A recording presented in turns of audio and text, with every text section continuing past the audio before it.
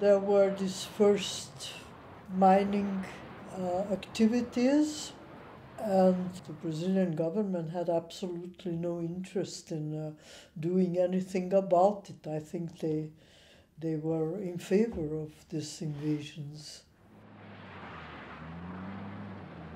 Their idea was always to occupy unoccupied lands. It was a way of penetrating into the Yanomami territory. They didn't do anything about the health problems or epidemics. It's very clear. It was a genocide. It was they had what they were interested in was to occupy these lands. I wanted to save these people. I wanted them to live. Besides having coordinated the campaign for their land rights and so on, we started to work also on trying to save their lives very directly through a health project. So my collaboration in this work, beside the two doctors that used the medical work, was to be able to speak to them and to make photographs of them. But the idea was to do very simple identification photographs.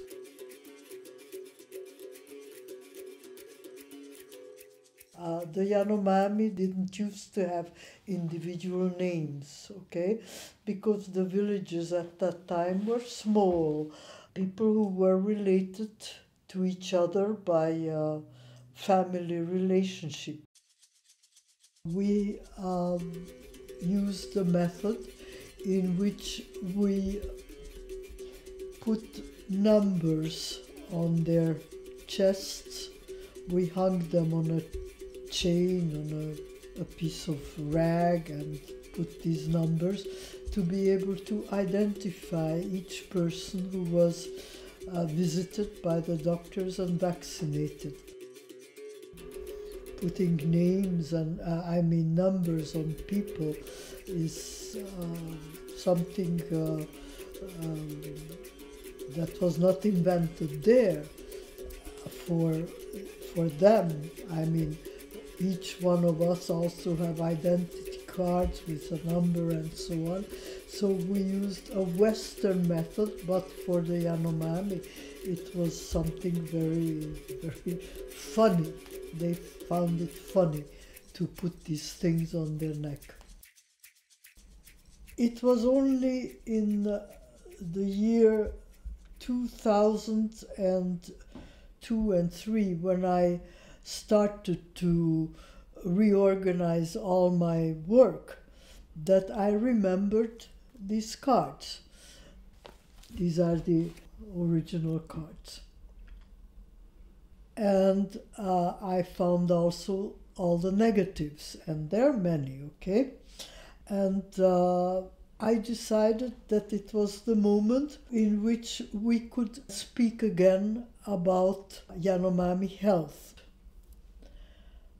Remembering and seeing again all these people who were numbered, it was at that time that it became clear to me that my relation to this project had to do with people who were numbered also. My family, my father's family, when they were taken into a concentration camp to take them to Auschwitz and Dachau and other places, they were all numbered on their arm. And it just became logical to me that for me, having numbered the Yanomami meant to mark a population for them to survive, whereas my childhood experience was to number a population that was destinados to die. I have some guilt feelings from my childhood. The fact that I couldn't do anything to save these people.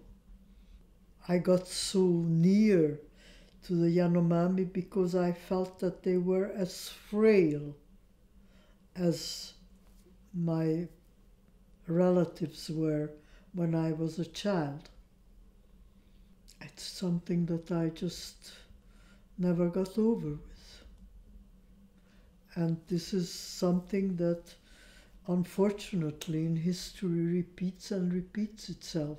But I mean my personal connection, if that's what we are talking about in this minute, no, is this connection between people who just in front of me were condemned and I couldn't do anything.